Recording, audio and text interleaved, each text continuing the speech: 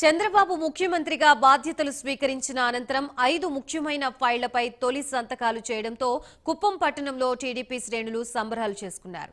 ఎన్టీఆర్ విగ్రహం వద్ద టీడీపీ నేతలు సంబరాలు చేసుకున్నారు. కేక్ కట్ చేసి చంద్రబాబు చిత్రపటానికి పాలాభిషేకం చేశారు. అనంతరం కుప్పం నియోజకవర్గ టీడీపీ ఇన్ఛార్జ్ మునిరత్నం, మున్సిపల్ అధ్యక్షుడు రాజ్ కుమార్ మాట్లాడుతూ సీఎం చంద్రబాబు ఇచ్చిన మాట ప్రకారం తొలి సంతకం డీఎస్సీపై పెట్టారని కొనియాడారు.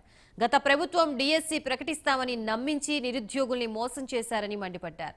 ఇచ్చిన మాట ప్రకారం ల్యాండ్ టైటిలింగ్ యాక్ట్ ని రద్దు చేసేందుకు రెండో సంతకం చేశారన్నారు. సూపర్ 6 పథకాలతో పాటు కుప్పం నియోజకవర్గానికి సంబంధించిన ప్రత్యేక మేనిఫెస్టోని నెరవేరుస్తామన్నారు. కుప్పం నియోజకవర్గాన్ని అన్ని విధాలా అభివృద్ధి చేసేందుకు ముఖ్యమంత్రి చంద్రబాబు ప్రణాళికలు రూపొందించారన్నారు.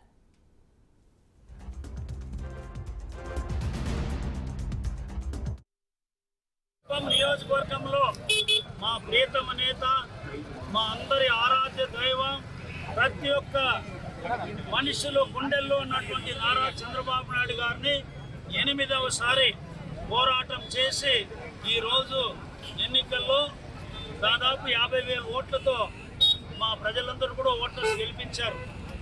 ఇతర నియోజకవర్గాల్లో ఒక రకమైన వేవ్లో మంచి మెజార్టీలు సాధించారు.